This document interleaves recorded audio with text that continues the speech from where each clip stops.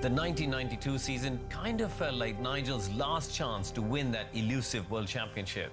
At 39, it was now or never for Mansell. The 92 car, wow. You look at it and you just immediately think, that car has to be quick. Nigel was finally going to do it. Red 5 ran through the first 5 Grand Prix of the season, won every single one, dominated every single one. Came to Monaco, where pole position is absolutely essential, and nailed it by an historic margin. Track position is everything in Monaco. Normally, if you get on pole and get in the lead, nothing goes wrong, you should win. The noise was incredible, the excitement. Disappeared into the distance, built a 30-second lead. He was way out in front, leading the race, looking dominant. Then he started to hear a vibration from a rear wheel. Was it a puncture? Was it a bearing? I had to come and make an unscheduled stop. OK, we put new boots on, which gave me grip.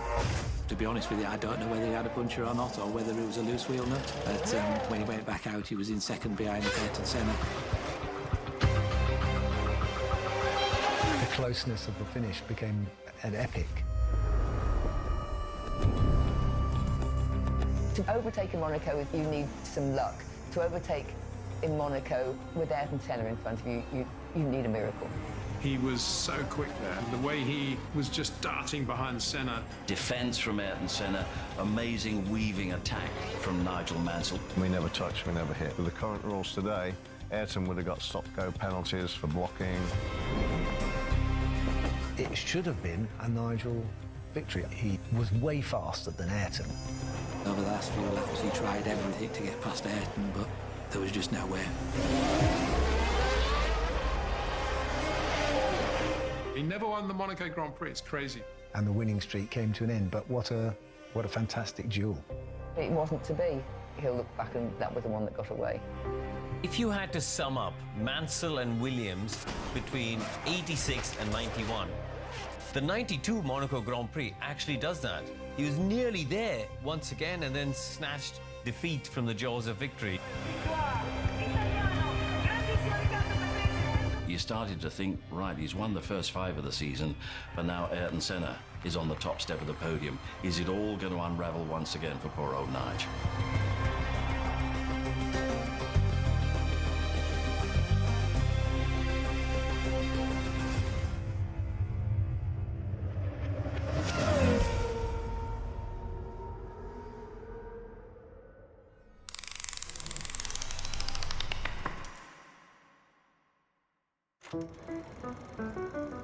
This is fantastic. This is the reboot, isn't it, of Williams. It's a very young-looking Frank Williams in his suit. You know, Frank had lost his team to the Canadian oil baron billionaire Walter Wolff, and he's had to restart again. And this is really the beginning of Williams Grand Prix engineering as we know it now. Motor racing was his life. He loved it. I mean, and I'm sure all the members of his family would agree, motor racing first, everything else second. He was so determined. We were on the steps to the São Paulo Hilton before the Brazilian Grand Prix in '77. And he said, I've had enough, Peter, I've had enough, I can't do this anymore. And what he meant was working for Walter Wolff. And he said, oh, I'm going to start again, I'm going to start again. Am I going to have engineering in the title of my next race team? Because Formula One's future is about engineering. I always remember him saying that. And then very soon afterwards, he contacted Patrick Head. He'd seen in Patrick this gem of a brain. Patrick Head is one of the great figures in Formula One technical history. Came from a military background, which is what gave him a very stiff spine, but he had a very, very clear understanding of the whole of a Formula One car. And I think Patrick loved Frank's just burning fire of enthusiasm. And very quickly, he got it together. He did a deal with the Didcot local council, who at that stage, they had a very large train terminus, if you like. That was a mainline thing to London. But nobody wanted to live in Didcot or work in Didcot. And so they gave Frank an amazing deal to set up a little race shop under the arches of the railway line, actually. You always had the sense of Frank Williams being this figure in the background, just looking for opportunities, commercial opportunities, sporting opportunities. The famous, wearing out a pair of shoes every month because he was just walking everywhere and would never stop. Telex oggi col nostro indirizzo, allora. Grazie. Then, of course, on top of that, he had this amazing ability to pick up languages. and very quickly became multilingual. We were all aware that Frank was in the Middle East a lot.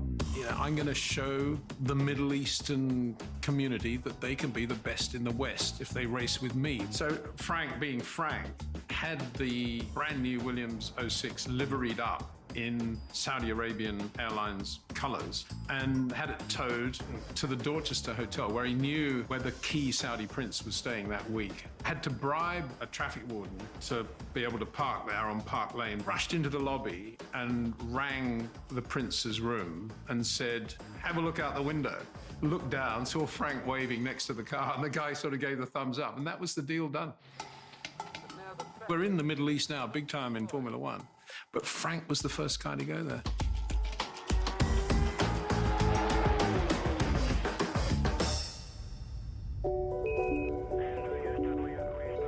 I thought I was going to be a fighter pilot, an astronaut, and various things. But then, a police officer brought me back to my home. I was driving a one-wheeled JLO faster cart down the pavement. Not what you did. I thought, oh, I'm going to be a race car driver.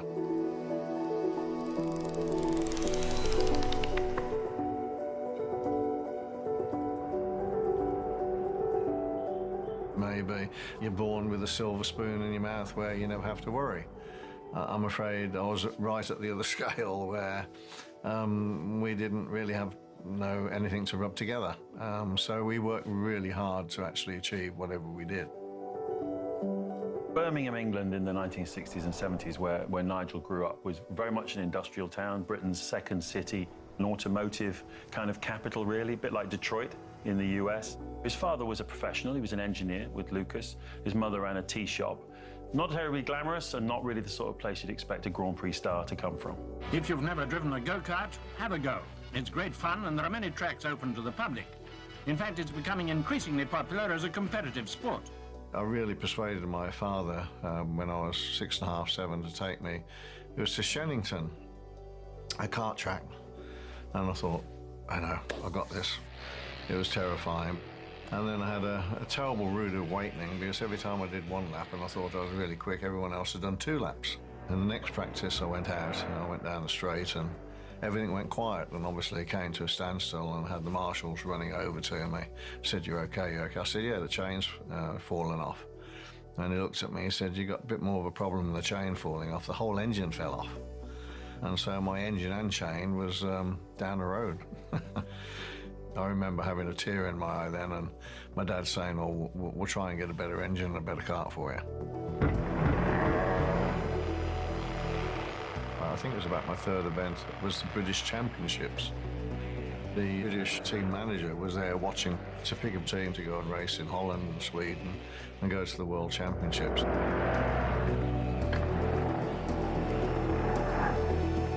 I went from the back of the grid, which was about 33 karts, up to 3rd in one race. He picked me as one of the drivers to actually do that. We were obviously very thrilled, but incredibly disappointed because we didn't have the finances to go and get another engine. It was my grandparents, when they heard that I'd been picked for the British team, they brought me a complete new engine. I'll never forget, because it's £34, which was about $50 back then, to allow me to go racing and represent myself in the British team, which was truly fantastic.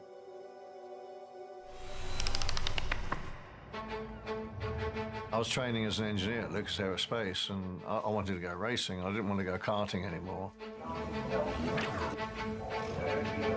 You raced karts, but if you really wanted to show your talent, you got into Formula Ford 1600. 35-car grids, incredibly competitive. Wide track cars, narrow tyres, no wings, just sliding all over the place. It was the category, really, because it's mostly down to what the driver can do in the car, not the package he's driving. If you could win the British Championship in Formula Ford, you know, you had a future in front of you, if you could find the funding. And my father, Eric Mansell, did a deal with me and said, look, finish your qualifications, it takes 3 or 4 years. Once you get your degree and you're an engineer, fully fledged, and you got an engineering job at Lucas Aerospace, he says, then we'll go racing. 19.5, 20. I got my results and I was elated. I passed. I didn't get a first-class pass, but I got a pass. Right, let's go racing, you know, really, really good, really happy. And then my dad laughed at me, and I didn't appreciate him laughing at me, and I didn't understand it. And I said, why are you laughing, Dad? He said, well, where do you think we're going to get the money from to go racing? We can't go racing. I said, you promised me. He said, yes. He said, I did that for you, so you make sure you get your qualifications. I had to give you a goal to achieve. And we fell out. I fell out with my parents and my dad at that point, which is a bit sad for me to even share that with you now, because I didn't speak to him for a fair bit of time. He really didn't have any money, you know, and he had to work really hard and to make ends meet and get out there. And he was determined, but underprivileged, I think you should say. Nigel's wife, Roseanne, is one of the great figures, actually, in the story. They'd met when they were young. I mean, they would sleep in the back of a van at the racetrack rather than spend the money on a B&B or a hotel. She basically gave all of her salary as a British gas demonstrator to him to go racing. I mean, few wives would just believe in this crazy pipe dream that Nigel seemed to have at the time, but she stuck with him through thick and thin. Well, my first Formula 4 car was dug out of a garden. It was a Javelin JL5, and it had flowers and weeds growing out of it. My car was going down the straight about 140. The back end just dropped down a little bit, and I saw this wheel go flying past and realised it was my wheel that had come off. And so I didn't race that car anymore. I borrowed then a Crosley 25, and I went and won straight away, first time out. Even then, he had this inner belief that he was the fastest guy on the racetrack. Really, really quick.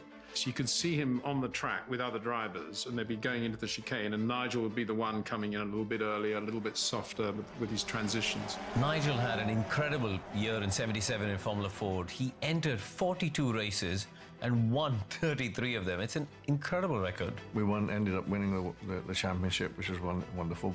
But it sort of took off from then. But what I didn't realise, once you became champion in one series, you step up to another series, you start all over again.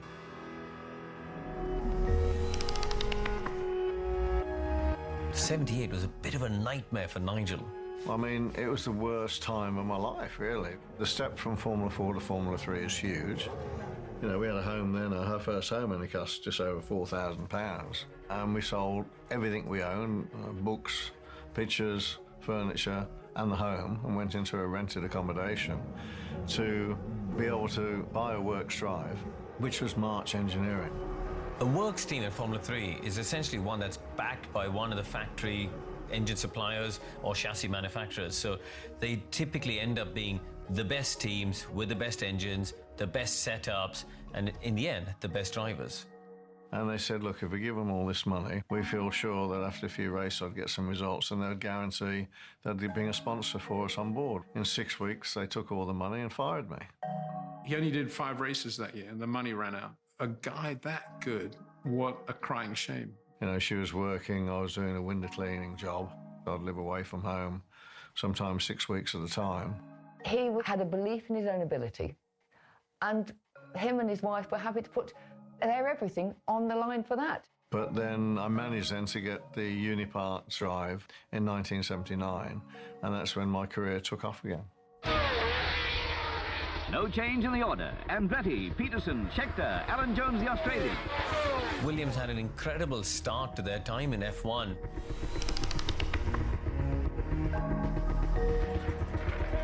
Yeah, the 07 was a quick car from the minute it turned the wheel. The grip of the car was just in another world.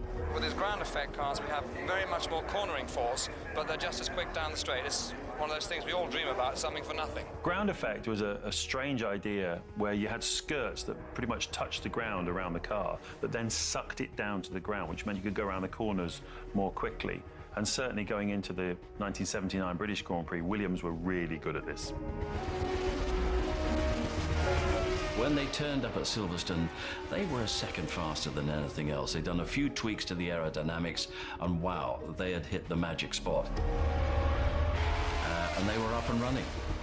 79 British Grand Prix, Frank got his first win, and it was at Silverstone. Not that by Monday Frank was thinking much about Sunday. He was already thinking of the next race, typically Frank. But that was an interesting crossover of Nigel and Williams that day because he was in the Formula 3 race in the Unipart Cup.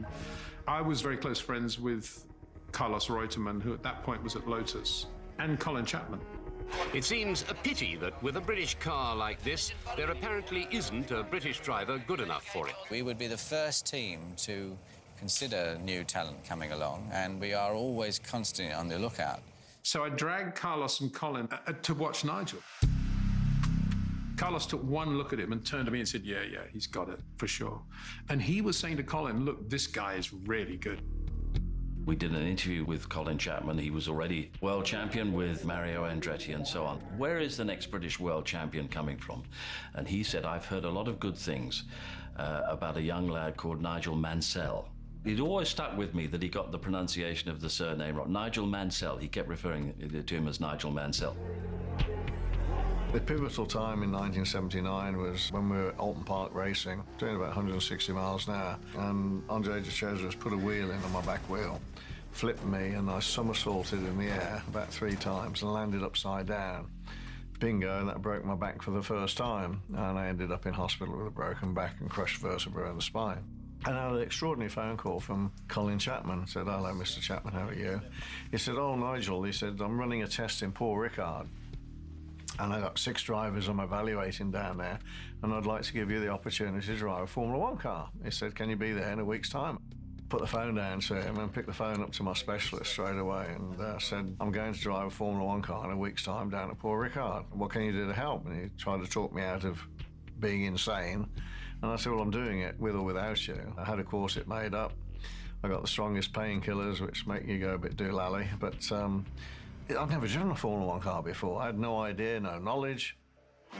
Formula 1 racing, one of the most challenging and dangerous sports on Earth. It's a big jump to go from Formula 3 to Formula 1. You're getting something like 4 or 5 G of braking force, which means your head is 4 times its normal weight on your neck. You have to prepare for that. You can't just throw someone in. Formula 1 was unbelievably dangerous. It was just happening so often that you kind of expected it. Ronnie Peterson's Lotus collided in a horrific traffic jam, a crash from which the popular Swede was never to recover. It was the most dangerous era of all. I mean, they were losing 1 or 2 Grand Prix drivers every year. You make a mistake back then, you were dead. If you were lucky, you smashed your legs and never drove again. You broke your back, you never drove again. You were quadriplegic, never drove again. I was going down the straight and everything was going as it does at 215 miles an hour. Had no time to brake, no time to see the corner, everything happened so fast. And I was so excited because Gilles Villeneuve in the Ferrari came past me, and I tucked in behind him down the straight, and I was going the same speed. And I stayed with him, and I thought, oh, this is great. Oh, how quick was that last lap? Was it any good? Was it any good? All excited. I was 6 seconds a lap. 6 seconds a lap off the pace. I was so dejected. I couldn't find 6 seconds. It was ridiculous, you know. And I remember calling Roseanne and saying, I think I've made the most terrible mistake of my life. Basically, I'm out of my depth. I did actually speak to Nigel, actually, on that night. I remember him saying, oh, you know, it's all happening really quickly, and he wasn't really dancing with the music, and I was a bit nervous. And then I went out in the car, and to this very day, it felt like a big rocket hit me in the head. Instantaneously, everything slowed down. I could see the trees, I could see the barrier, I could see the corner. I had enough time to brake, had enough time to change gear. The next lap, I was 6 seconds a lap faster. They were very impressed, to the point that Colin signed me as a test driver. Of course, what did I say? Yeah, I'll have it. You know, did we get any money with it?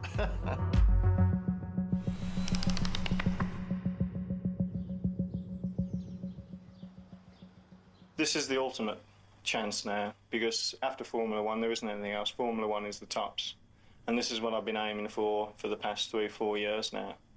And to get a chance with a team such as with Lotus is phenomenal. He took full advantage of his testing role, set some great lap times, and that gave Colin Chapman the confidence to throw him in for his Grand Prix debut in Austria. A year before, he was cleaning offices in Cirencester, and now he finds himself on the grid of a Formula 1 Grand Prix. The press coverage at the time, a lot of people were writing, you know, why is this guy being fast-tracked into Formula One? There are so many more deserving drivers out there. And Nigel, I think, only had a couple of wins in Formula 3 and not done much more. The thought was he'd sort of lucked in. You just don't have the experience, you don't have the name. People were saying with a name like mine, I'd never make it in Formula One. The name was terrible, I was terrible. You know, they even commented on my accent. That was, you know, shocking. I shouldn't be in Formula One. You know, he should come from Argentina and be called Juan Manuel Fangio. He should be called Alberto Ascari or something, you know, Enzo Ferrari, anything, you know, but Nigel Mansell from Birmingham. It didn't seem to fit well with our, I think, with our idea of what a glamorous Formula One racing driver should be.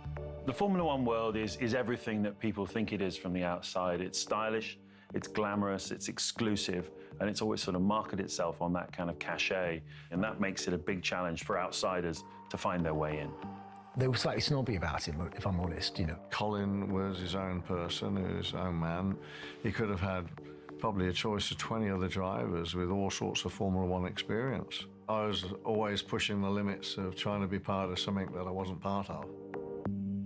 A lot of the press was waiting for Nigel to fail. And sure enough, in Austria, I mean, you got a sense of the future because there was drama attached to it. There is always drama attached to whatever Nigel Mansell does. I got on the grid for my first ever race. The guy comes with a bucket of water and pours a bucket of water in the cockpit because I'm getting my ass burnt. Got a leak in the fuel tank. Can you imagine the drivers of today sitting on the grid, getting their ass burnt and their ghoulies and everything else down there? I suffered first-degree burns of the lower buttocks, so it was quite an uncomfortable race for me. Oh, I got burnt to buggery. I got second and third degree burns. And he was sort of lifted out of the car with burns and everything else, spent the night in hospital. Can you sit down okay now? Well, as you notice, I've probably been standing up a lot today. We went to Zandvoort for another race. With only 10 minutes to go, he said, right, I'm giving you Elio's car, go and qualify. They didn't do a seat adjustment, seatbelt adjustment, didn't do a pedal adjustment, just straight into the car. The pressure. I think I qualified 14th or 15th, but more importantly, I was only 1 or 2 tenths slower than Elio with one go. And I think at that moment, Colin thought, yeah, Nigel Mansell is a serious racing driver. At the same time, Frank had this beautiful operation. The car was, you know, just wonderful. To this day, you've got to say Alan Jones in that 07 Williams, particularly 1980, that's as solid a car-driver combination as you'll ever see in Formula One. It's one thing to win Grand Prix, it's quite another to win World Championships. 1980 was a huge year in the history of the Williams Grand Prix team because that was when Alan Jones clinched their first World Championship title. And it was extraordinary when you reflect now on how long it takes a team to build itself, establish itself, let alone win a World Championship. And they did it in the space of effectively 3 years. It is one of Formula One's great stories.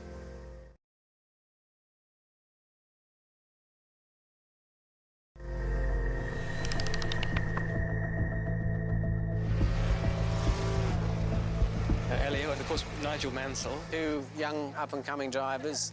Well, Elio has more experience than Nigel. Nigel's the best British driver we've had come along in years. The thing that I was really getting a sense of at the Lotus base in the early 80s was this bond that had been formed between Nigel Mansell and Colin Chapman. I think he saw in me someone who had a tremendous appetite to learn. And being a qualified engineer at that time, I had a far greater understanding than somebody who just was a driver. What he did for me was just like a father figure. If he said do something and jump out the window, I'd jump out the window.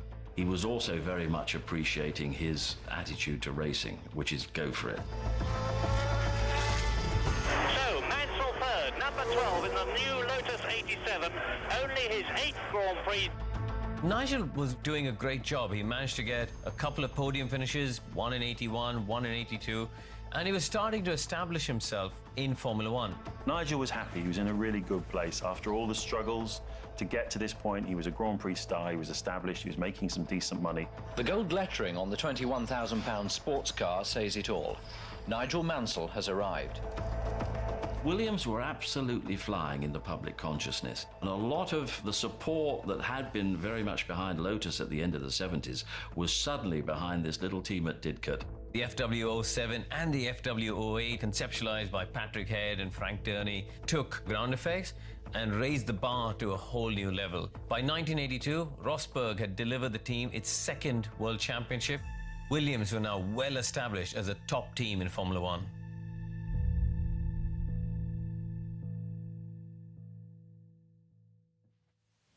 Colin Chapman, the man who made Lotus cars famous around the world, has died. He was 54. A spokesman for Lotus says he died of a heart attack. I was absolutely devastated. I mean, there's no words, even after all these years, to describe the feelings. Whatever motivation I had just evaporated in thin air. The direction in life was lost. It was the most shocking time in my life. Because it wasn't just the fact that we lost Colin, I felt like I lost my father. So the regime changed at Lotus, and Colin Chapman was replaced by Peter Waugh, who had been Colin Chapman's number 2, who wasn't as appreciative of Nigel's talents as Colin had been, and they locked horns very early on.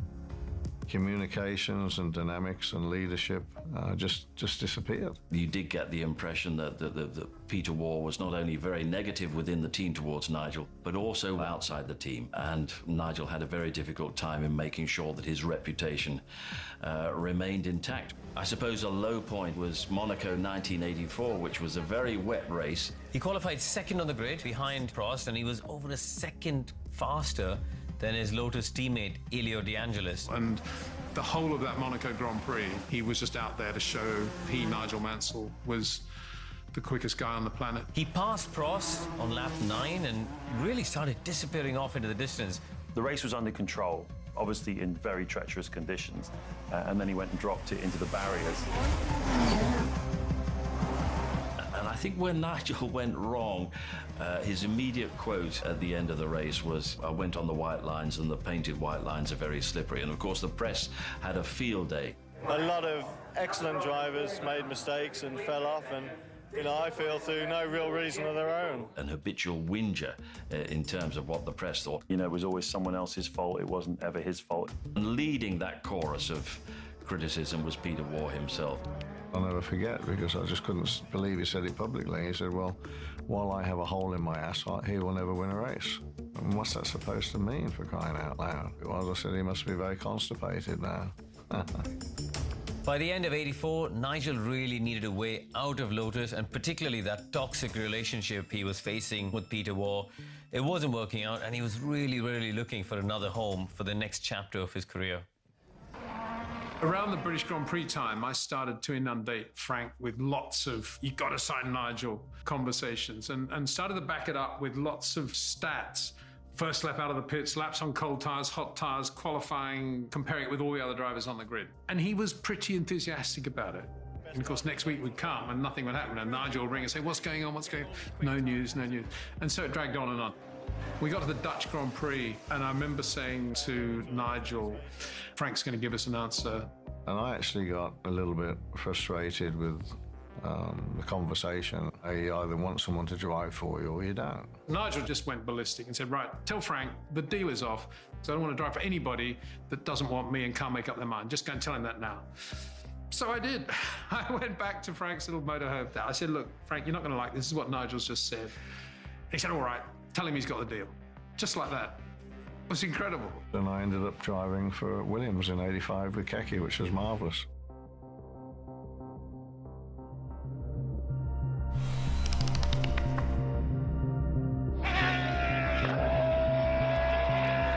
Start of '85, there's no doubt Nigel was the number 2 in every dimension, purely because Keke Rosberg was a Grand Prix winner.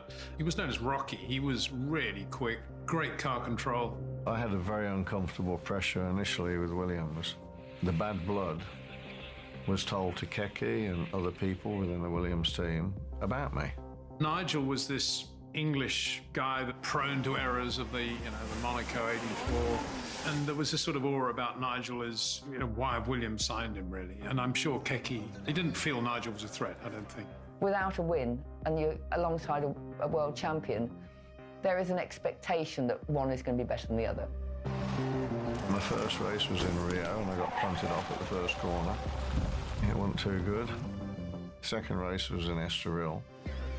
And going to the grid, it was raining, and we had turbo engines which were like an on-off switch. So I get halfway around the corner, then the power surges. Anyway, I spun off, hit the barriers on the warm-up lap to the grid, and smashed the front suspension on the left-hand side and had to limp back to the pits. I'll never forget the number Patrick Head did on me. Oh, my goodness me, he was so upset. Peter Collins was the team manager, and he said, look, just go and clear your head. Just focus on being ready to get back in the car and start from the pit lane. And then about a third, halfway through the race, my teammate Keke Rosberg, ex-world champion, in the fast corner coming onto the main straight, he had a mighty accident with the identical symptoms that happened to me on the warm-up lap.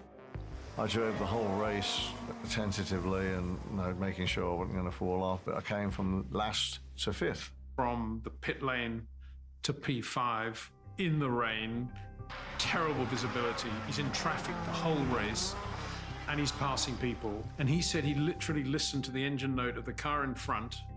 And when that engine note changed, that was the moment Nigel, without seeing anything up just a bank of spray, would just move to the right or the left. That's how he did it.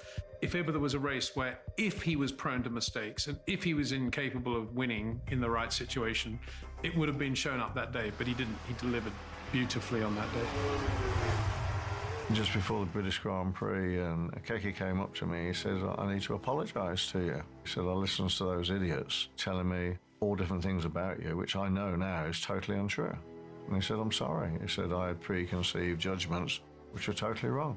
In Formula One, it's obviously it's down to the driver, but it's a team sport. So, you know, the car is very important, the team is very important, and you need the full package, really, to win your first race. It's a combination of man and machine. That's part of why people love it, I think. And the real magic is when you get a combination of a driver who's on the up, who's able to make a car faster.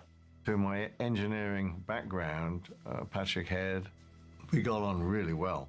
It was a breath of fresh air. We got half a second to maybe 6-7 tenths a lap faster just with one test. Because he'd got so much road dust on him at that point that when finally he was in a very, very good car with a good balance, with a very good rear end, lots of power, Brands Hatch, great circuit that he loved, it was right up Nigel Street. The 1985 European Grand Prix was held at Brands Hatch, and it was a huge day for Nigel. He made a great start from third of the grid, got up to second, but he ran wide early on, which allowed both Nelson Piquet and Keke Rosberg to get past. Rosberg tried to overtake Senna, who put quite an aggressive block on him, causing Rosberg to spin, and it left Piquet with nowhere to go. Piquet gets caught up in that as well, and that takes him out of the race. Rosberg's not happy, has to go into the pits to get some service on his car to repair it. He comes back out again, and who does he find but Senna? Holds him up. Somewhat predictably, he wasn't in a mood to let him pass, so he put a bit of a defensive block on him, which gave Nigel the opportunity to sneak by and take the lead in front of his home crowd. Great move on Ayrton Senna that put him in front of the field, and it was a huge breakthrough. Once in front, Nigel then set about building a lead, and this was going to be his big day at home in front of the British audience. You're in a car on your own, and you're like in solitary confinement, except you're blasting around the circuit with your hair on fire. You have to manage the car, drive the car, it's very physical, but the mental side of it is huge. Every single corner I was making sure I was micromanaging the corners, making sure I hit the apexes, making sure I was carrying enough speed but not too much. You had to sort of control your breathing, you had to control your motion, counting the laps down, and then also the extra pressure of managing the gap of the car chasing me down. Because it wasn't a walkover, I was only about 5 seconds or so in front. So I've never felt that pressure ever before, but sheer panic set in. And with a few laps to go, I mean, you know, tyre could blow out, suspension could break, the brakes could fail, engine could blow up, you could make a mistake and spin off. And all these feelings in the car you have to manage, because if you don't, you'll crash on every corner.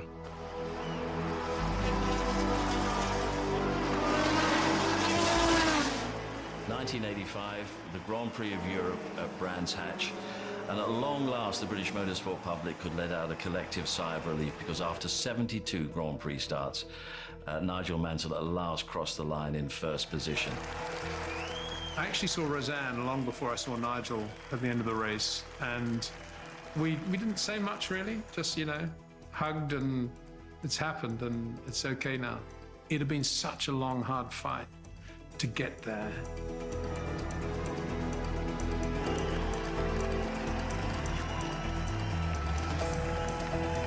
You know, I think Nigel was one of those guys that didn't really want to show too much emotion, and then as soon as he won his first race, I feel that it all came out. And we saw the true Nigel, and he felt confident in you know, expressing himself. It's the most wonderful feeling in the world. Now, he didn't need to prove anything anymore. I think anybody who's tried for the number of years he'd tried, and then you suddenly win a race, you're a foot taller then, aren't you?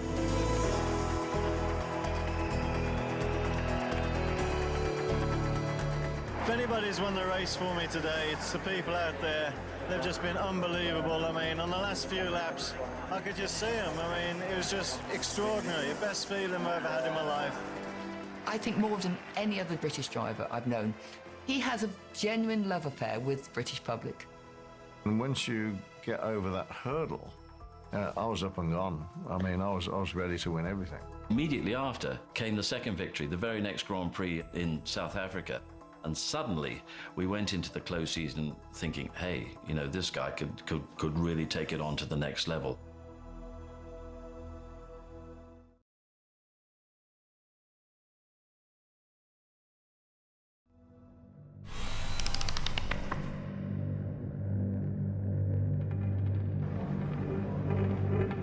Keke had had an offer to go to McLaren. The thinking was, Nigel's pretty good, but is he that good?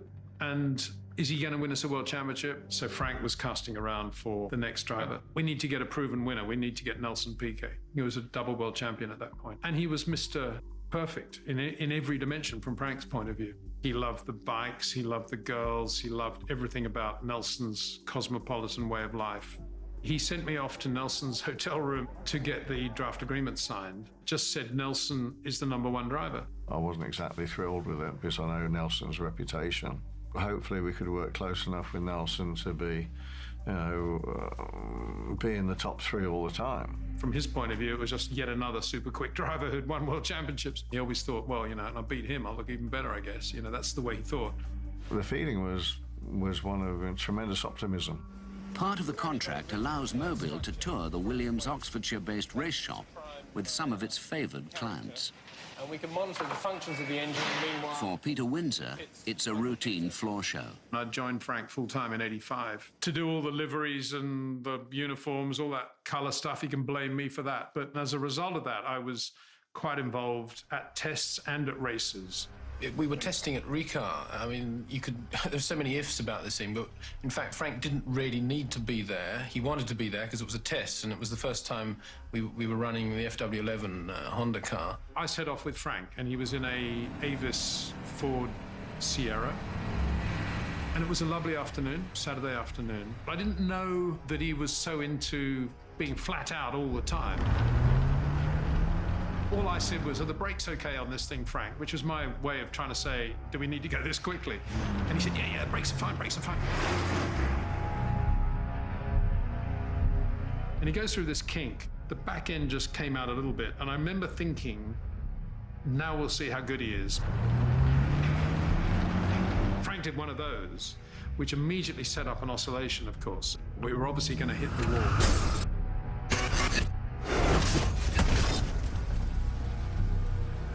Came to rest, upside down. All I could hear was Frank saying, get me out, I'm trapped, I can't move, get me out. The next thing, I was just lying in the grass field with the car 10 meters away with Frank's, but I was just cradling Frank's head in my lap. Nelson and I, an engineer, we raced to the accident and obviously saw the whole thing as it happened, pretty much. And I remember obviously traveling to the hospital in the ambulance to try and keep Frank alive, basically, and keep him stable. Nigel got into the ambulance with Frank and basically just kept him conscious, kept winding him up, cracking jokes, abusing him, whatever, you know, just to keep him going, keep the adrenaline going. He was incredible under stress. Somebody rang up and said, oh, Frank's had a bad accident. Yeah, I mean, we were all obviously quite shocked. And then the stories coming out was how bad it was. I mean, we were all sort of on tenterhooks because Frank was such an integral part of the paddock and the team.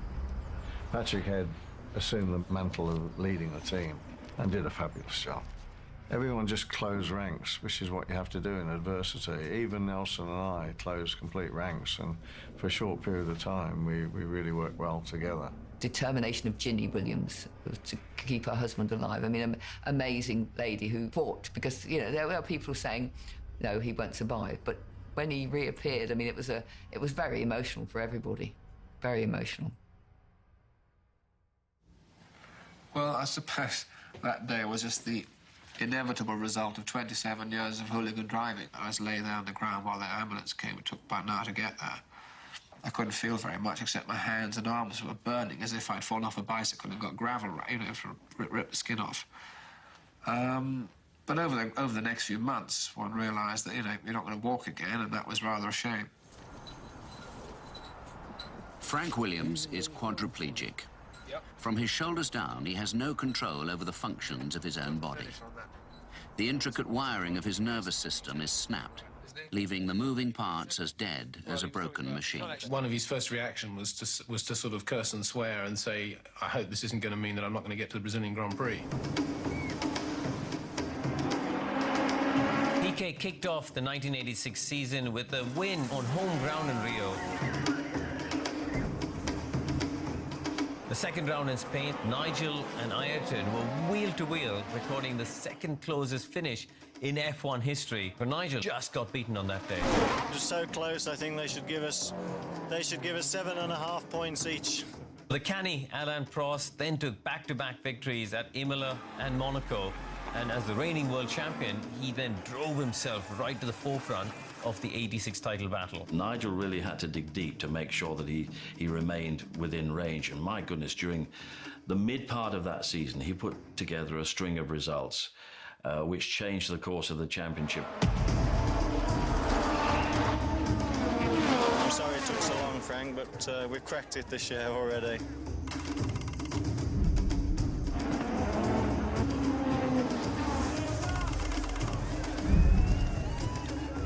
The relationship with Nigel and Nelson broke down very quickly. Nelson felt that as number one, he shouldn't be troubled by the other car at any stage. I was winning races and told to slow down. Or I was catching up with the leader and told to slow down and stay status quo.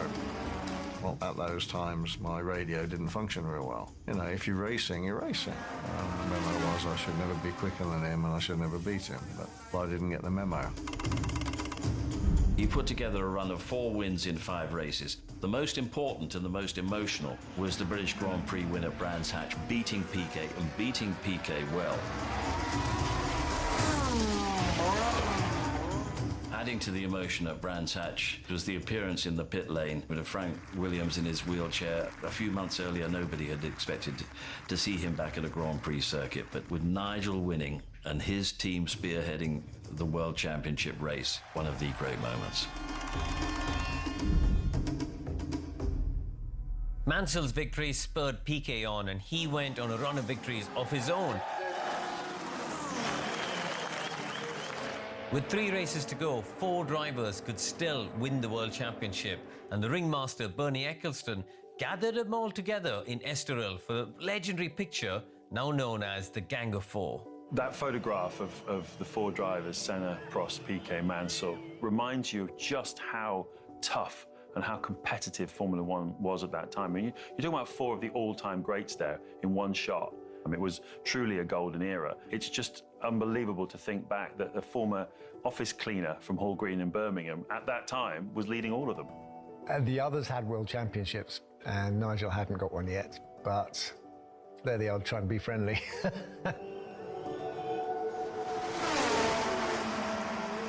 To be realistic, I think Nigel is world champion today, but it's not finished yet.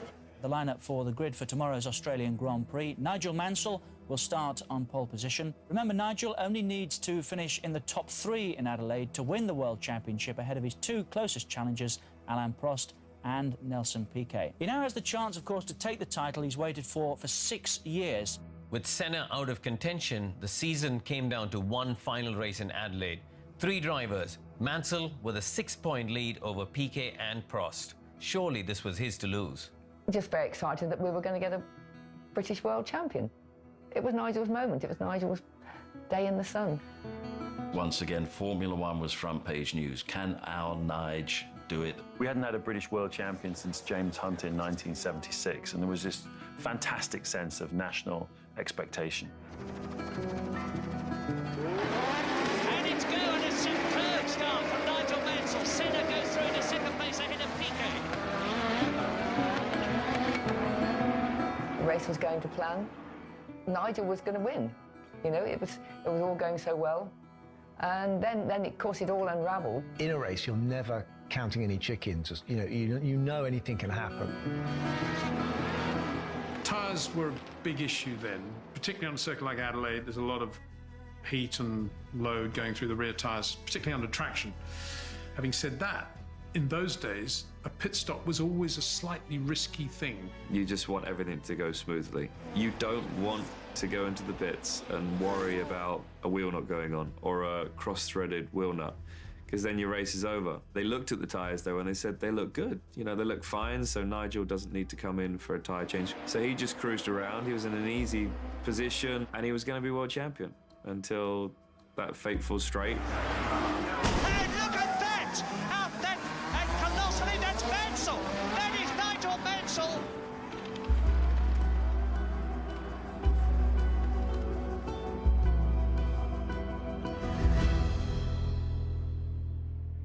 We're watching that long shot of him coming down the straight, and then suddenly all hell lets loose. And we just were gobsmacked. You know, it all was looking so good. I think it was also, it's so spectacular. Seeing the sparks and the wheel. I can still, in my mind's eye, see the car and see the tyre and see the sparks. They brought Piquet into the pits, so that scuppered his world championship chance as well. Alain Prost was the world champion. When you feel like you're in control, shit hits the fan, it normally does. But that one was just out the blue. Everybody beats themselves up. If it could have been avoided, we could have put him onto new tyres. The only thing I regret is I should have broken a couple of legs and got in the wall and would have been world champion, you know, it'd been worth it. If he didn't hang on to it at 200 miles an hour and take it down the escape road, he would have put it into the wall. They probably would have red flagged it because the car would have been in the middle of the circuit.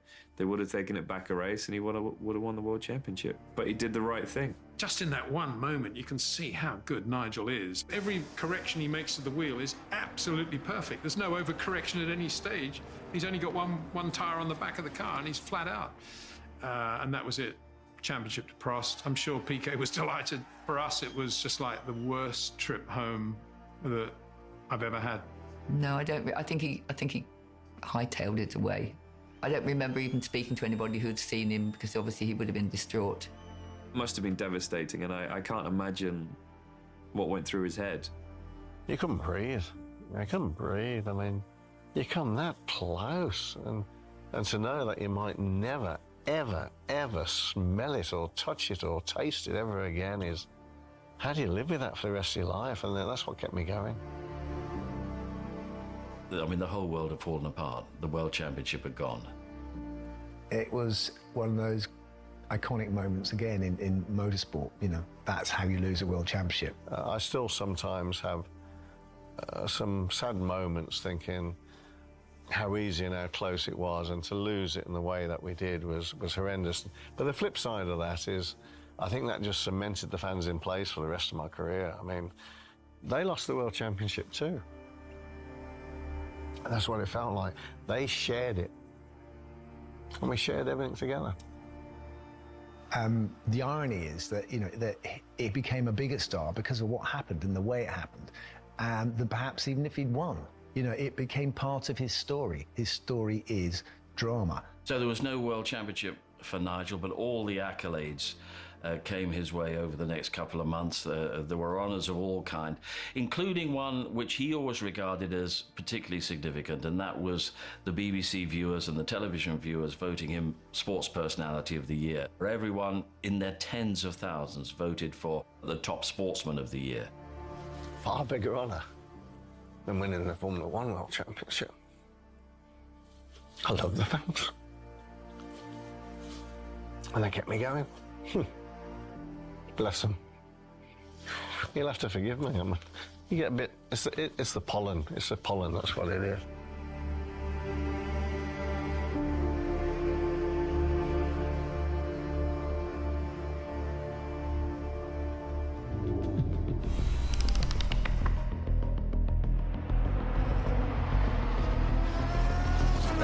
Turbo car from 1987 was the peak of the turbo era. They couldn't even measure the amount of horsepower it was producing, and the Williams Honda FW11B was the biggest monster of them all. It was the best car out on the track. It was going to become down to a battle between the two drivers. Nigel and Nelson, they had not got a relationship. They were what we'd say trading blows, weren't they? I could sense and see there was a division happening in the team, but I just put that down that, you know, Nelson was a multiple world champion. When you haven't won one, that's where you really are at a disadvantage. He was being put under scrutiny. You cannot say a better driver or worse driver, because I can say I win 2 championships and Nigel lost 1. Teammates in Formula One, yeah, mates. Doesn't really work, I don't think. There's always an atmosphere in a team, especially if you're fighting for wins. And Nigel and Nelson definitely had that. Nelson Piquet, deep down, there was a kind of viciousness and a poison to him. He was niggly, he was combative, he was gossipy, and he was everything that you didn't want a teammate to be. When Nigel did start to cramp Nelson's style, whether it be in qualifying, whether it be on the first lap of a race, whether it be beating Nelson, outracing him from start to finish, he would go into Frank's office and say, you know, this is ridiculous, what is going on? I'm supposed to be #1 driver, and this guy, you keep giving him this and that, and he's ahead of me. They must be favouring Nigel with a better car, or Honda must be giving him a better engine, or something must be going on to explain this. I don't like this situation, and Nigel's not good news at all. Nelson was going to use every bit of imagination that he could to try to get inside Nigel's head, irritate him, annoy him, upset him, beat him that way. I think it was in Japan on the bullet train at one time, and I'd hurt my ribs. I think I'd fractured or cracked some ribs or whatever, and he kept poking me in my ribs on the way. And I took it for a little while, and after he'd been tapped a few times, I just turned around to him and I just looked at him straight in the eye. I said, you do that one more time, I will lay you out like there is no tomorrow. Early '87, Nelson did an interview with Playboy Brazil, in which he was asked about the differences between him and Nigel. And his reply was, well, the main difference is I always have beautiful girlfriends, and he has, and I won't use the word here, but he was very derogatory about Roseanne. Roseanne is the nicest person you can meet in the world. Their marriage is the most solid I've ever experienced in any sporting environment. The fact that Piquet felt that he needed to do these things, I think, shows to what extent he felt threatened by Nigel, because if Nigel wasn't a threat, he wouldn't need to do it. I think a lot of people thought it actually diminished Piquet. He hit well below the belt, and again, but they just showed up his character to say and do those things. I don't think that speaks great volumes about yourself, does it? And of course, when that happened, from that moment onwards, he was a marked man, so far as Nigel was concerned. Whatever Nelson is an idiot, but he's a great driver. Now, I had to hang it out there to even compete as a #2 to the #1. Well, Nigel is a true racer, and when the lights go green, he kind of gets a bit red and has a lot of anger in him, and that's expressed in some really superlative racing. Frank Williams, he thought it was quite funny that they were at each other's throat, because in his mind, if you've got 2 drivers who hate each other, they go faster. What do? Do you turn around and say, you've got to be nice to each other and work together? As a team owner, you can't want better. You know that at the end of a weekend, it will be a Williams car that wins, because your drivers are pushing each other so hard. Piquet, by whatever means, was getting the upper hand, both in terms of what happened on the track and maybe what was happening psychologically. Now, practice for the British Formula One Grand Prix at Silverstone gets underway today, and the focus of attention this weekend will be on Nigel Mansell and his Williams teammate Nelson Piquet, who it seems have not been the best of friends. The one great highlight, of course, was once again the British Grand Prix at Silverstone, where Nigel built up to that wonderful move down the bottom of the hangar straight. The dummy move, I remember it in the karting days, pretending you're going to the left and then they slightly move that direction to cover you and you change direction immediately and throw it down the inside.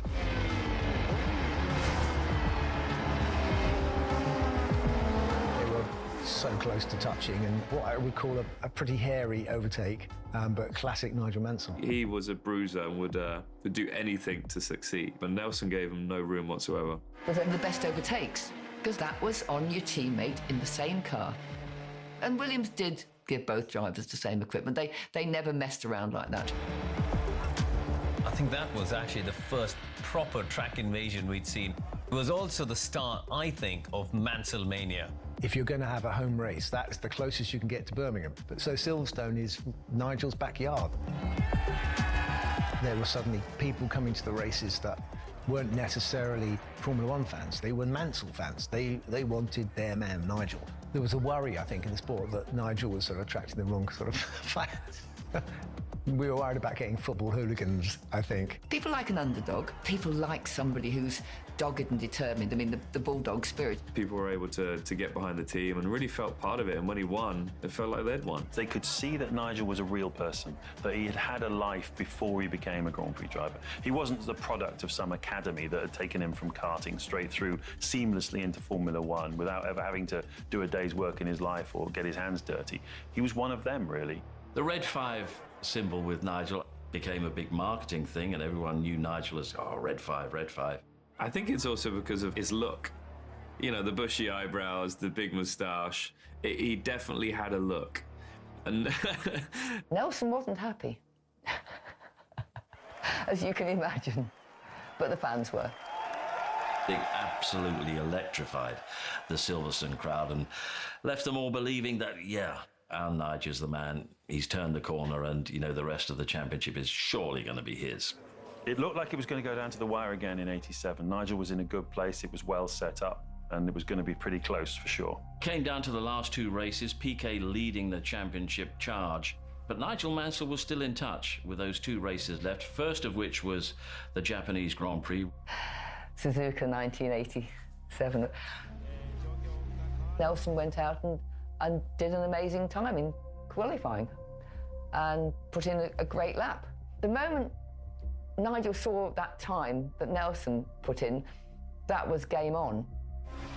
And off Nigel went to match him. I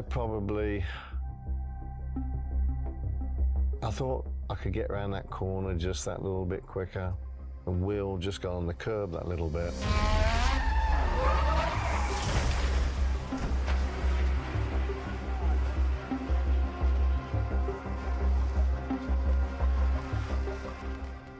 I remember the shock up my spine. It stopped me breathing for a minute or so. I couldn't breathe. I was just paralyzed. Basically crushed my lower back. Spinal concussion, they call it. He was in so much agony. It was pretty obvious that Nigel was not going to race the next day. So obviously that had handed the championship to Nelson there and then. He went off by helicopter, and that was effectively the championship over, and it gave it to Nelson. You know, there was no roistering, celebrating. Nelson didn't do that. Nobody did that, because he got the championship, but not the way anybody wanted it to end. It was an anticlimax.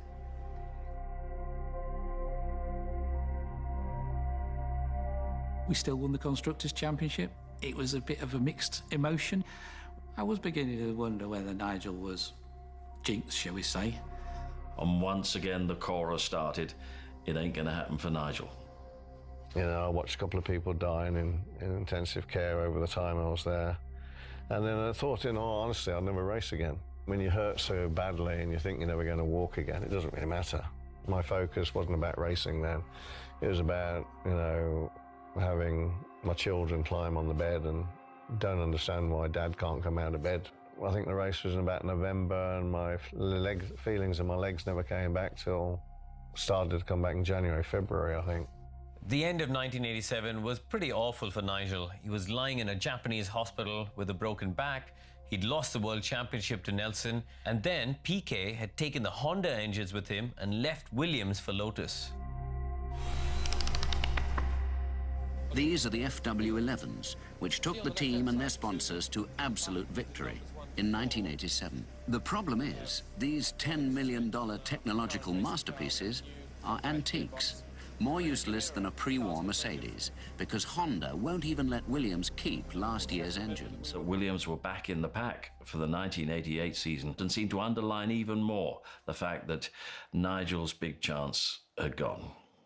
Nigel Mansell is leaving the Williams team for Ferrari next year in a deal rumoured to be worth around £4 million to Mansell. Nigel was the last driver to be personally signed by Enzo Ferrari. And that's quite a significant thing. It's something Nigel himself is very proud of. The prophet is never recognised in his own country is a phrase, interesting phrase, isn't it? When he went to race for Ferrari, they just saw what he did in a racing car, and what he did in the racing car gave him the name Il Leone. And that's the way to look at Nigel Mansell. He was a lion in a car. He delivered some decent results for them, and then came all the political machinations that proved his undoing. Prost fell out with Senna at McLaren, needed to get out of there. Ferrari had the opportunity to bring him in, and even though Nigel had been there longer than Prost very quickly worked out which were the levers you needed to pull. And that situation, of course, all came to a head at the British Grand Prix. I got there and I got in my car because we had qualifying cars and race cars. And I sat in the car and I got in. It's just like putting a pair of pants and your trousers on. It didn't fit properly. This is not my car. What the hell's going on? So I went to the team manager. I said, look, you know, you swapped cars on me. What the hell's going on? They had to admit that Alan said I wanted Nigel's qualifying car because I'd qualified him the week before, everything else. If they'd just told me the truth, I wouldn't have got upset. But they didn't. I had to squeeze it out of them. So we went out and I qualified in his car, got pole position, and said, which car are you going to have for the race now? Nigel took pole position, he was leading the race, but once again, his Ferrari broke down and his teammate went on to win. And so, in front of the crowd, he throws his gloves. The wind went out my sails. And I knew when I threw my balaclava, and I knew when I threw my gloves over the cop's corner, and I was almost going to throw my helmet as well. All that commitment, all the focus and everything else just went, oh. And I said, I'm done. It does make me very sad, but I'm announcing my retirement today. And retired, and that was it. And he was off. You know, people in shock. I think we all were. And the race was still going on behind, and we were all thinking, what on earth is going on? I think a fair amount of the press took it all with a pinch of salt, and, you know, this is Nigel, this is Nigel. And my commitment was to my family. I mean, the years I was away from my family and my wife it was tough. There's so many incredible moments in my career with Lotus and Williams and Ferrari, and a number of people I loved had died. My teammates had died. I'd been close then, obviously a couple of times. I'll get out and get a life. I've got a lot of life ahead of me. I'm still alive, I'm still breathing. I was the happiest I could have been. I think it was about 6 weeks or so. It was really good. I was planning my golf and I was planning fishing. We were really in a good place. It was great. And then, of course, Prost and Senna, and they're supposed to be driving for Williams for 91 and 92. They obviously did their homework and saw that the Williams wasn't going to be the world beater that they thought it was going to be, and neither one of them wanted to drive for him. And there was no #1 drivers around. Sheridan popped up. He said, we'd like you to be the lead driver for Williams. And of course, then ultimately, Rosanna and I decided that I perhaps wouldn't be able to live with myself if I didn't give it a go. And one of the journalists suddenly came up to me and said, I've just had my office on the phone. They've just said that they've heard Nigel's coming back to Williams. I said, well, but he retired. But he's unretiring. The sport couldn't afford to lose him, and thankfully Formula One managed to hang on to Nigel Mansell.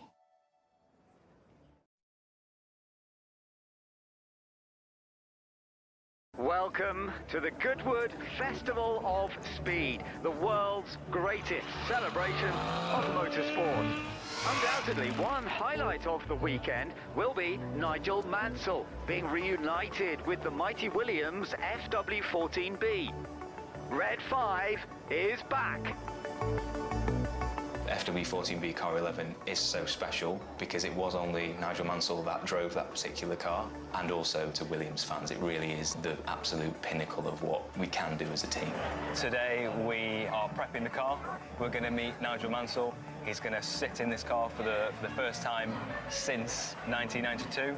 Make sure that we're happy with how he fits in the car for the big moment on Sunday. To bring such a driver as him and the car together, it's a really big moment, not just for myself, but for the whole crew.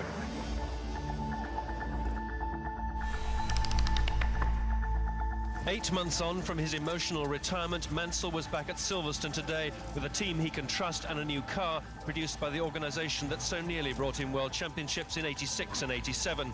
Nigel was back in normality again, this time with a teammate with which he could feel comfortable. Finally, he got Ricciardo, and that coincided with a whole new era for Williams, with Patrick Head working with this amazing boy hero, Adrian Newey. He didn't come in with any real fanfare. He basically just appeared. Even then, back then, you know, you could tell straight away he was a very special individual. He didn't always need a wind tunnel. He could look at the car and see which way the air was actually flowing over it. Using the cockpit as an aerodynamic device was a massive departure from the old boxy-looking Williams. They also had Renault engines, and Renault engines were coming strong, and they were going places. The 91 season was all about Senna versus Mansell. You talk about iconic moments in motorsport, but that shot down the straight where Senna and Mansell were defying each other to back off. Wonderful Formula One.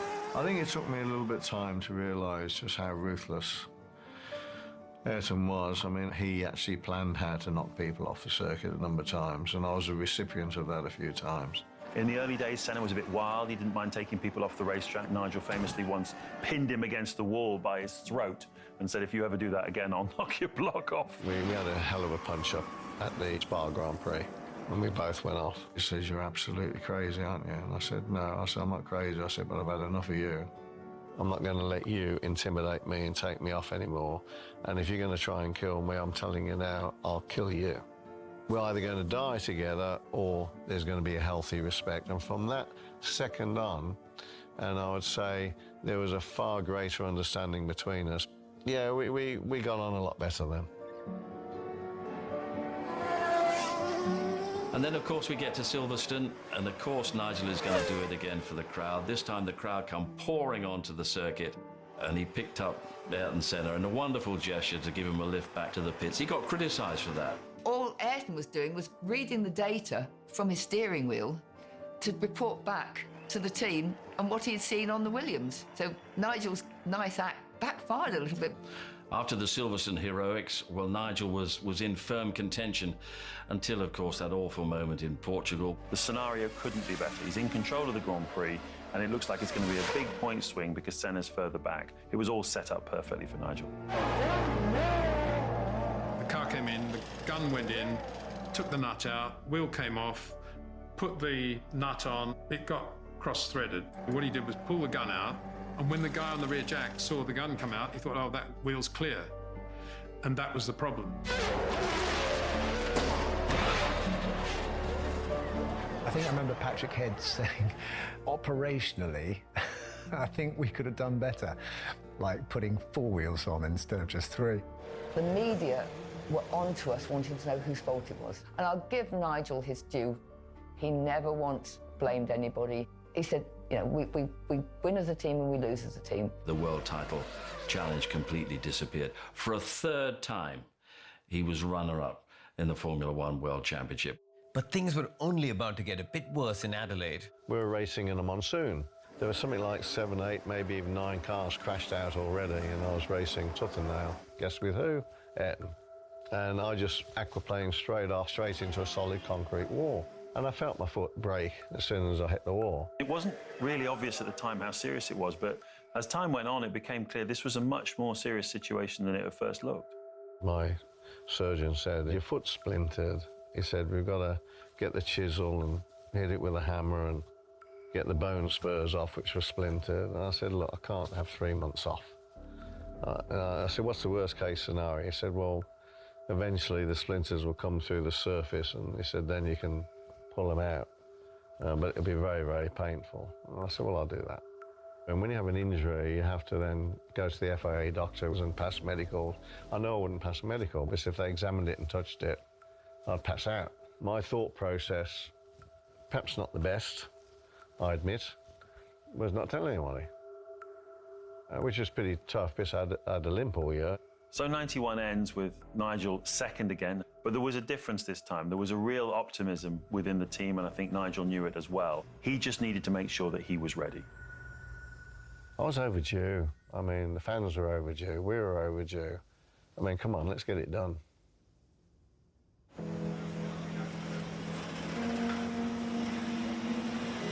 Good evening, everybody. Right, you good?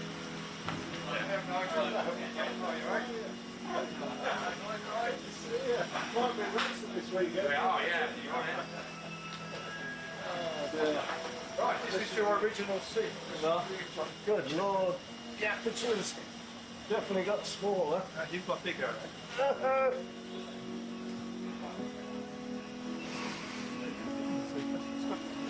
Hey, Jay, this is the old crew. We all go back a long way. Yeah. Remember how to drive it? I don't know, you have to teach me. Push it all the way off R0, the engine will stop, and then just flick it back into P1. Okay, just make sure in neutral, Yeah, got it. When we stop, we put this one up immediately. Yeah. Right, and then we switch it off, and then put it back to 1. Perfect. Perfect. Don't remember? I remembered, yeah, remember. The clutch is very hard, isn't it? Amazingly enough, the seat fits really nice, it's comfortable. The back of the spine's in the seat, which is lovely. And the headrest is not too bad.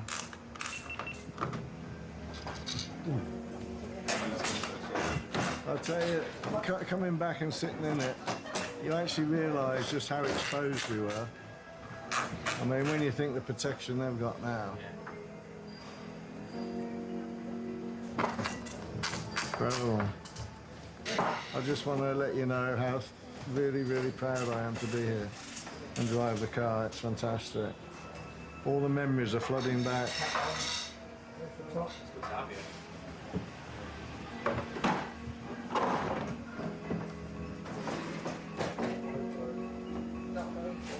I remember this position very well. This will always be your car. That's time in history. That's yours. Moment in time, isn't it? Yeah. Yeah. I mean, to think it's 30 years ago, it's staggering. I know.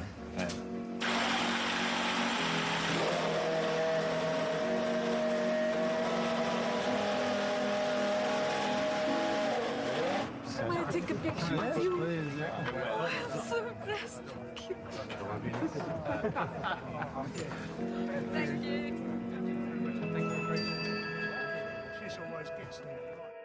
As 91 went into 92, Nigel knew he had a real opportunity to win the World Championship. You've dreamt it for years and years, you've tasted it. I mean, I'm going goose pimply now. How can you go goose pimply 30 years after? It was almost like a Rocky movie. I mean, he's 39 years of age, he's almost 40. He's got a broken foot and he's going into the last year of his contract. There was very much this sense that it's now or never, it's make or break. He was running out of years, so I think he knew this probably was his last shot at it. I think they were very excited and very confident about their car. These days, it's a new car every season, but it was such a good car, I think they just felt that they could develop some parts of it and it would be better. The FW14B is one of the top 5 greatest cars of all time. It had a new technological weapon known as Active Ride. They had gone through such an exhaustive testing program in 91 with the likes of Damon Hill and Mark Blundell to make sure the car was reliable for it in 92. Nigel called me the test monkey, I think, something like that. It just was a beast, basically. It had a life of its own. It used to just sit there in the garage, moving on its own, up and down, side to side, bleeding the air out of its hydraulic systems. What was so special about the Active Ride suspension? What it meant was that the car would anticipate the bumps in the road. Look at one of those videos on YouTube of holding a chicken's body and tilting it like that, and yet the head stays exactly in the same place. That is active ride. It's not to do with the suspension, it's to do with the aerodynamics. If you look at pictures of the active car, it looks like the suspension's broken. It looks like you can't see any air underneath it. It is stuck to the ground. If you can keep the car in a steady state and keep it stable, then those aerodynamics are always operating at their top level. It was only really made possible by computers, and it meant that this was the start of really what we take for granted today. You know, they broke that ground. Active suspension looks great on paper. Sometimes it does weird things. It would start to shake a little bit and then it would get really violent. And you don't want that when you're going 180 miles an hour. So Nigel was understandably sceptical about this. The car, I would say, is one of the most dangerous cars to drive. You had to anticipate what it was going to do, trust that it wouldn't completely fail you, but if it did, you'd get hurt. And it hadn't killed me, so it'd be all right. Subject to upsetting my wife and the family and friends and everything else, I came first. There was nothing that came between me and doing my job. Nigel took me to one side and he said, just make this car bulletproof and we will clean up this season. We basically then went off to the first 5 races and won the first 5 races on the trot. I think he found a groove with that car. You know, I think he found a setup that really worked for him. And you can see it, he was so confident in his driving. It's a complete caricature and a falsehood to say, oh, this was a robot car and all Mansell had to do was just drive it and he would win. But Nigel was really in tune with the physics of the car, and he loved the physics of the car. There's something extra that he was getting out of it. I mean, he would wring its neck. I wanted things so bad that I was prepared to push it out there a little bit more. Ayrton Senna, they were envious. Everyone was envious because who wouldn't want to be in the sharp end? I knew that everyone was stacking up to take the drive. I was willing to go into every race and risk my life. If I died, I died. But the commitment I had was absolute. I mean, that's the only thing I can say. The commitment was total. We knew that the car could perform, we knew Nigel could perform, and we had a confidence that neither was going to let us down. We could see the championship coming towards us, and it was like, we can't drop the ball this time, we can't drop the ball. Finally, the moment we have all been waiting for. Today we are at Goodwood Festival of Speed. We're here with the FP14B, Nigel Mansell. We can't wait to get onto the hill this afternoon and give them what they've come for. Seeing Nigel driving the car again, it's hard to imagine what that means to us, because I mean, these were heady times. We were developing the car week on week. We drove it to the limit and it was just spectacular. 92 was just a dream start. And you wondered when it was going to end, of course. You knew something would go wrong at some point. Of course, it was Monaco, and it was ridiculous. And Nigel, with this 30-second lead, came into the pits, but came out behind Ayrton Senna, and he gave us 6 laps of the most extraordinary Formula One theatre that you can imagine. He was right on his gearbox, but even for Nigel, there wasn't going to be enough room to get past him. He never won the Monaco Grand Prix. It's crazy. Yeah, what ifs. Motorsport's littered with what ifs.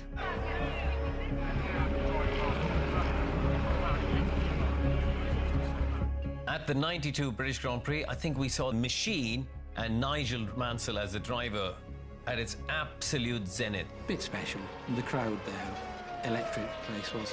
You didn't need to watch the TV, you could hear them just by the crowd as to what was happening, and set the fastest ever lap. Nigel was 2.7 seconds ahead of the first non-Williams, driven by no less a driver than Ayrton Senna.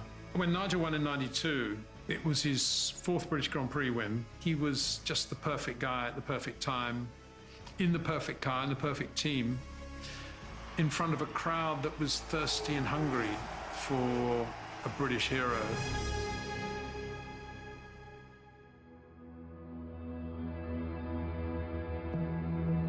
And so we got to Hungary, and we went there with the possibility of clinching the championship.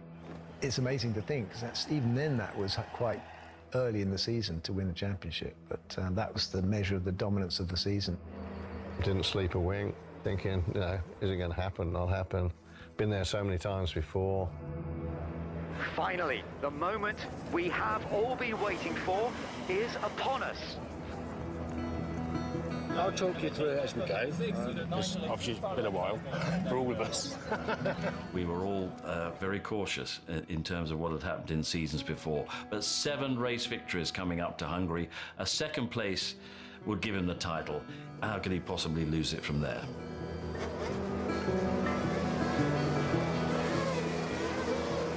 Are we all ready?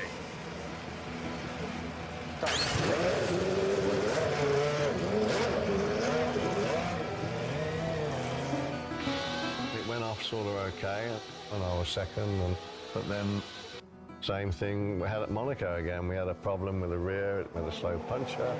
They're screaming, come in, and it dropped me back to 6th. Going out the pits with a mindset with the new fresher boots on, I said I got to do about 10 qualifying laps to get back as close as I could to 3rd place. I had to come 2nd to actually win the championship. I pushed really, really hard. And he's away. Oh, he's not hanging around. This is a classic Mansell and Williams display. I'd have gone through anybody. Nobody messed with me in '92. Nobody.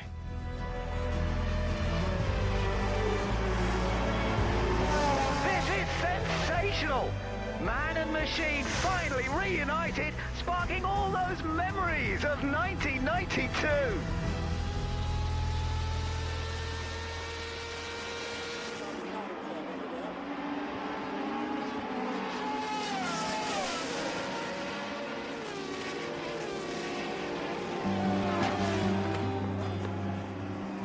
One last blast across the finish line. What a fantastic sight. You are about to see Nigel Mansell become world champion of 1992, and he's world champion.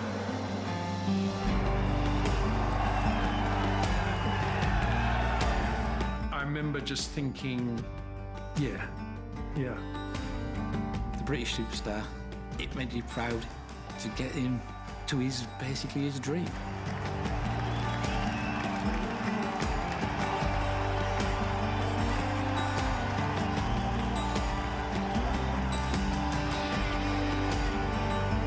Was on the podium with me. He turned to me and said, "Do you understand why I'm like I am now?" And I said, "Well, not really." He said, "Well, how good's the feeling?" He said, "That's why we're such bastards." No, I figure he's right.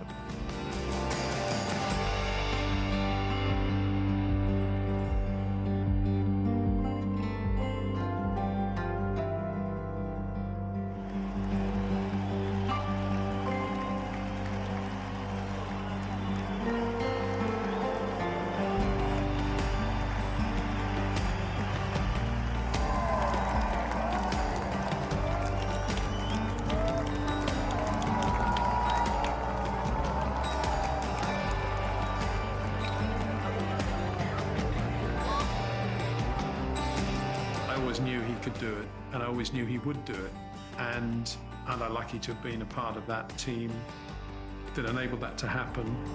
Massive round of applause for the 1992 world champion, Nigel Mansell. He deserved 2 or 3 championships. They weren't to be, but he deserved to be known as Nigel Mansell, world champion.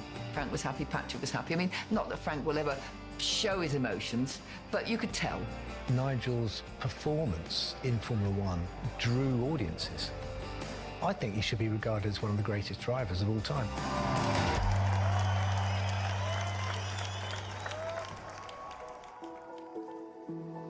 I think Roseanne Mansell will be pretty relieved at this moment. Yeah, I just can't wait to see her. I'm still with my best friend through thick and thin, which is my wife. That is a thing that I'm proudest of. We're coming up to 48 years marriage, which is very special. And when you look at the injuries and some of the substantial injuries that I've come back from, I can't take the credit for that. There's only one person who can take the credit, and that's my wife to nurse me back. I look back and go, how the heck did I get through all that? I have no idea how I had the fortitude and determination and even the Oh my goodness me, the stubbornness to keep going. But I did. I don't like giving up.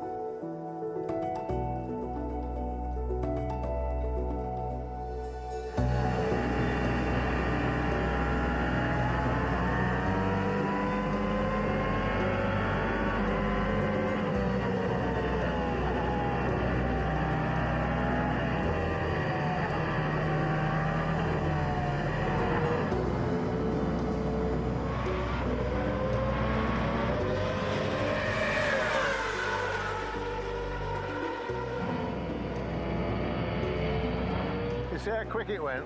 That's so amazing. You are mad. Oh. You are a madman. Oh, my heart is beating. That's what you did in that car? Oh, man. Oh, man. I was a bit mad. Yeah. Really?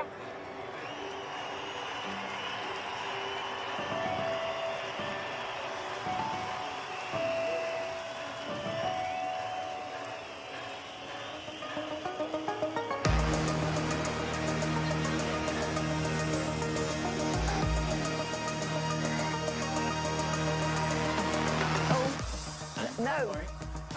No. Sorry. Elvis, Priscilla, come here. Come on. Come on.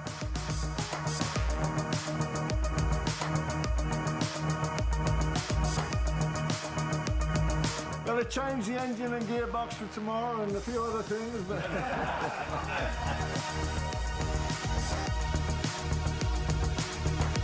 That's my favourite driver. That's my favourite.